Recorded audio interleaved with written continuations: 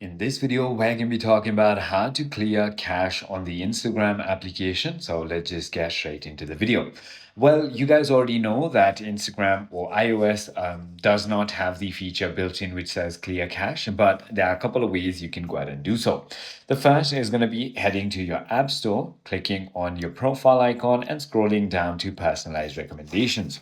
When you are here, all you need to do is simply go ahead and click on Clear App Usage Data and click on Clear App Usage Data again, and that will also go ahead and do it. The second thing you want to do is simply go ahead and head into your settings, and now you want to simply go ahead and look for the general and iPhone storage, and this is where you want to head into Instagram, and all you need to do is simply go ahead and offload the application, uninstall and reinstall it one more time, and then your problem will be fixed and you will simply clear all the cache.